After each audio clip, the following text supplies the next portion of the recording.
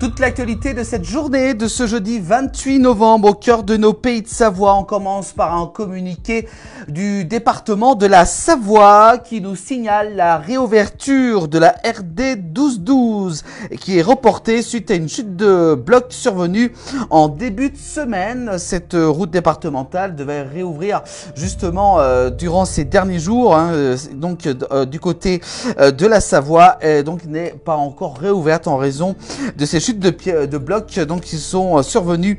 Donc je vous rappelle sur la RD 1212, vous pouvez donc vous renseigner sur le site de savoie-route.fr comme c'est marqué en bas de l'écran. Donc n'hésitez pas donc aller dessus pour peut-être si vous empruntez cette route départementale 1212. Une déviation a été mise en place.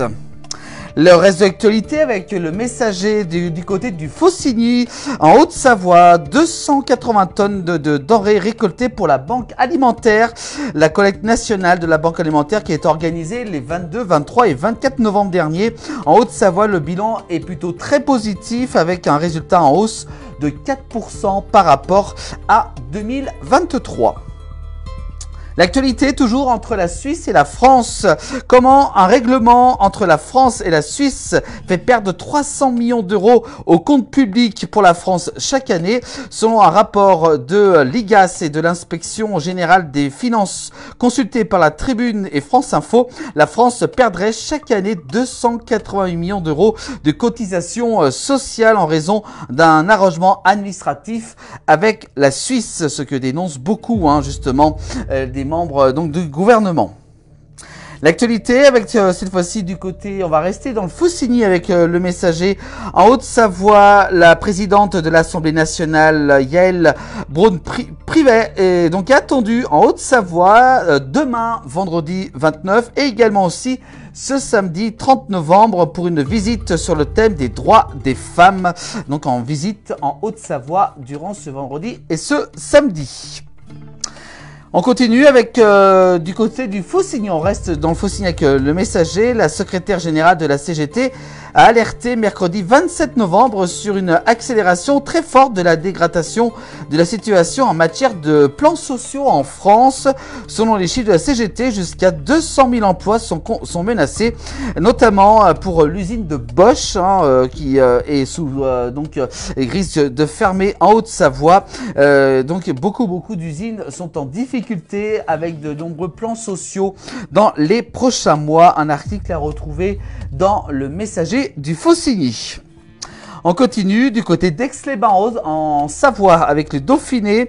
Les élus d'Aix-les-Bains ont voté le changement de nom de la rue de l'Abbé Pierre qui va donc se nommer Pierre Caraz du nom de l'ancien entraîneur, entre autres de Christophe Lemaître. Donc voilà ce changement de nom de cette rue du côté d'Aix-les-Bains en Savoie.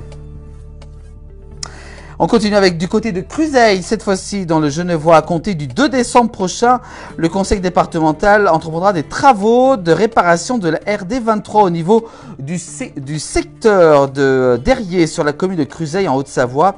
Cette route sera totalement fermée à la circulation jusqu'au 20 décembre prochain, puis à partir du 20 janvier 2025 également.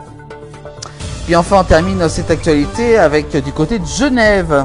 Un accident de la route hier, jeudi 28 novembre, peu après 7 heures. Un accident s'est produit rue de Vidonnet au Petit Saconnex en Suisse, impliquant un automobiliste et un motocycliste. La brigade routière et accident de Genève lance un appel à témoins. Un motard, donc je vous rappelle, gravement blessé suite à cette collision. Et donc les gendarmes ont lancé donc un appel à témoins pour retrouver peut-être des personnes qui ont vu cet accident. Voilà pour l'actualité dans nos pays de Savoie. Bien sûr, revoir toute l'actualité chaque soir du 19h de la place du village en replay sur l'ensemble des plateformes de la place du village. Belle soirée à vous tous.